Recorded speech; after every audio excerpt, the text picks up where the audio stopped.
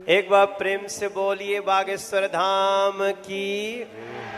बिना कहे मन की बात जान लेने वाले इस दुनिया में केवल दो ही लोग हैं। एक तो ऊपर बैठा भगवान और दूसरा हनुमान जी के परम भक्त बागेश्वर धाम सरकार जी, जो अपने प्रवचन से लोगों को हैरत में डाल देते हैं। आए दिन इनके वीडियोस YouTube पर वायरल होती रहती हैं। कभी ये लोगों के झूठ को सामने लाते हैं तो कभी उनके अंदर समाये हुए भूतों को भगाते हुए नजर आते हैं। हर कोई इनके चमत्कार को देखकर हैरान है और अब तो मनोज तिवारी से लेकर अमिताभ बच्चन, यहाँ तक कि नरेंद्र मोदी जी भी इनके फैन हैं। और तो और कहा जाता है कि बागेश्वर सरकार का एक अदृश्य सेनापति भी है जो भूतों को भगाने में इनकी मदद करता है। तो क्या है बागेश्वर सरकार की पूरी सच्चाई, चलिए जानते हैं। दोस्तों, हमारे देश में कई सारे साधु महात्मा और बाबा आए हैं और गए हैं। कई सारे लोगों ने इनके आश्रमों में और धाम पर मत्था टेका और यहाँ तक कि बड़े बड़े फिल्मी सितारों ने भी कई बाबाओं के दरबार में हाजिरी दी।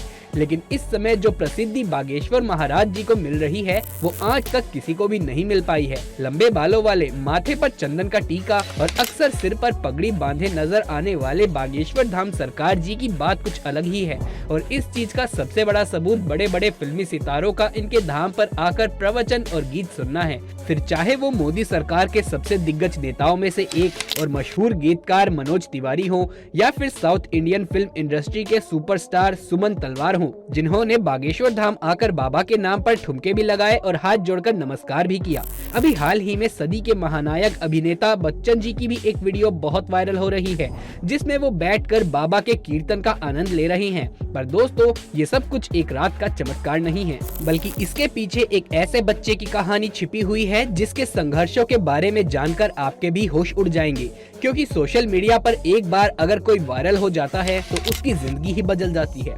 लेकिन बागेश्वर धाम सरकार तो हर हफ्ते वायरल होते हैं। उनकी वीडियोस ट्रेंडिंग पे जाती हैं और लोग अपना सारा कामकाज छोड़कर इनकी बातें सुनना पसंद करते हैं। हजारों की संख्या में लोग अपनी मनोकामनाओं को पूरा करवाने और अपनी तकलीफों को दूर भगाने के लिए बागेश्वर धाम सरकार के यहाँ अपनी हाजिरी लगाते हैं। और ये सब कुछ मुमकिन हो पाया है बागेश्वर धाम जी के चमत्कारों की वजह से।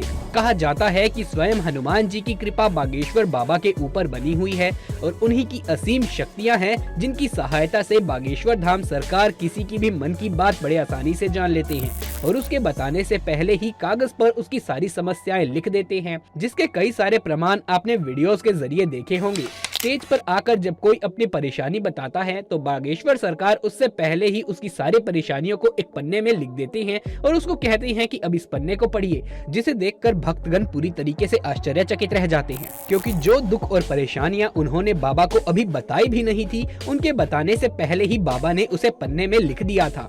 जिसके बाद बाबा सभी के सामने परेशानियों का हल बताते हैं और वो विश्वास दिलाते हैं कि भक्तों की परेशानी दूर हो जाएगी। लेकिन बागेश्वर धाम काफी सख्त मिजाज के भी हैं, क्योंकि अगर कोई इनके सामने झूठ बोलता है या फिर गलत नियत के साथ अपनी इच्छाएं लेकर पहुंचता है तो ये उसकी पोल खोलने में भी कोई कसर नहीं छोड़ते। और आजकल तो बागेश्वर सरकार भूत प्रेत को भगाने में एक्सपर्ट बन गए हैं। इनके दरबार में अलग अलग तरह की हरकतें करने वाले लोग इकट्ठा होते हैं और बाबा उन सभी के भूत प्रेतों को चुटकियों में भगा देते हैं, क्योंकि उनके ऊपर हनुमान जी की असीम कृपा है। वो कहते हैं ना, भूत पिशाच निकट नहीं आवे, महावीर जब नाम सुनावे। तो दोस्तों, यदि आप भी हनुमान जी के सच्चे भक्त हैं तो कमेंट बॉक्स में जय बजरंगबली, जय श्री राम लिखना बिल्कुल भी न भूलें। हनुमान जी के परम भक्त बागेश्वर सरकार जी का असली नाम पंडित धीरेन्द्र कृष्ण शास्त्री है, लेकिन लोग इन्हें बागेश्वर धाम वाले महाराज या फिर बागेश्वर सरकार के तौर पर जानते हैं। पंडित धीरेन्द्र कृष्ण शास्त्री का जन्म 4 जुलाई 1996 को मध्य प्रदेश के छतरपुर जिले में छोटे से गांव गढ़ा में हुआ था। ये बहुत ही गरीब परिवार से ताल्लुक रखते हैं।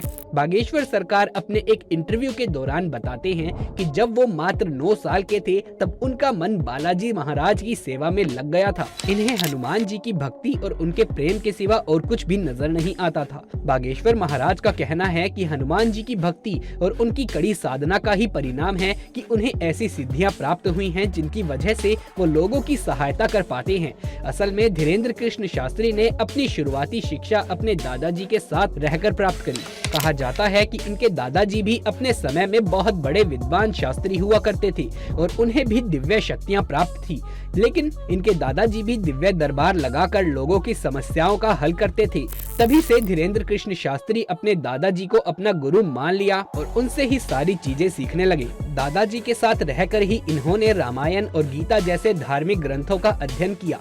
लेकिन अगर प्रारंभिक शिक्षा की बात करी जाए तो बागेश्वर सरकार ने अपने गांव से ही 8वीं की पढ़ाई पूरी करी है और फिर उसके बाद अपनी आगे की पढ़ाई करने के लिए इन्हें गांव से करीब 6 किलोमीटर दूर जाकर पढ़ना पड़ता था, क्योंकि गांव में कोई भी हाई स्कूल नहीं था और केवल 8वीं तक की पढ़ाई की ही सुविधा थी। इसी तरीके से घर से चलकर इन्होंने स्कूल तक का सफर तय किया और अपनी 12वीं की परीक्षा दी।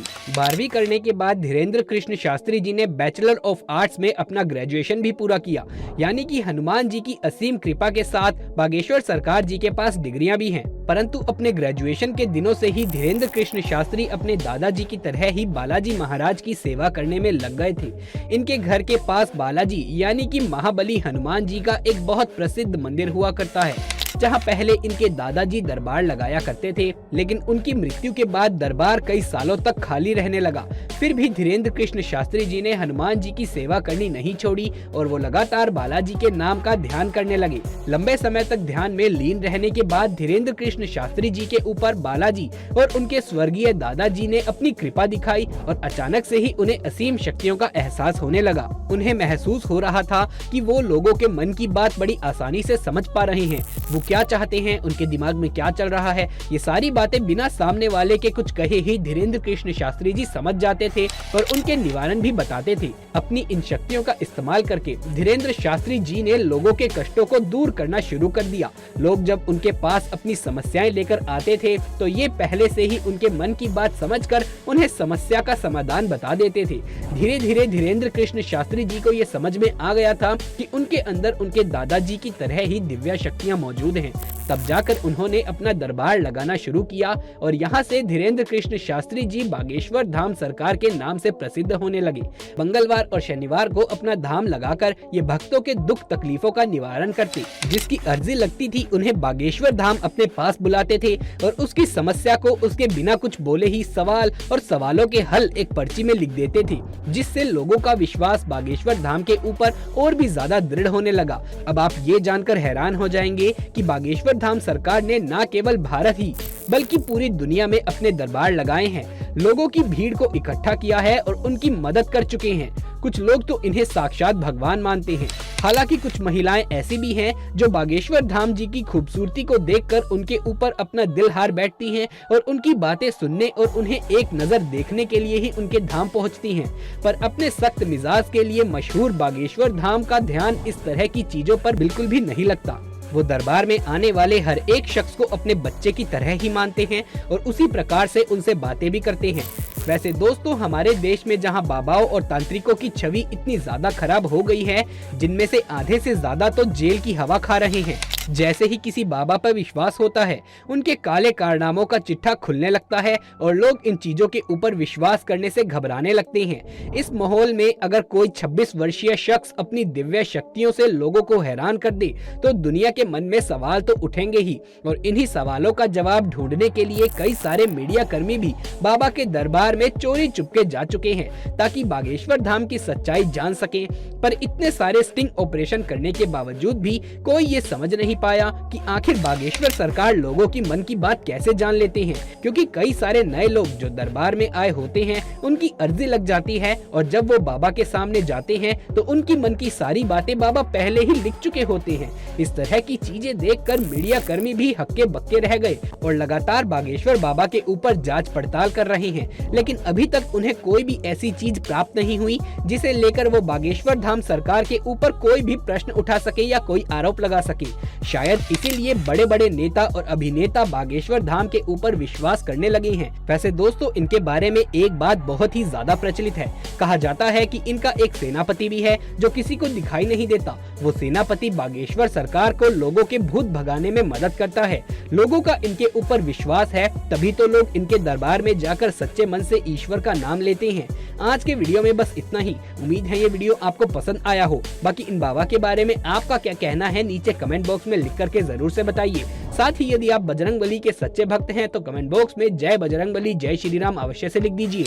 आगे भी ऐसे वीडियोस देखते रहने के लिए हमारे चैनल को सब्सक्राइब कर लीजिए। जल्द मुलाकात होगी अगली वीडियो में, तब तक के लिए आप सभी का धन्यवाद।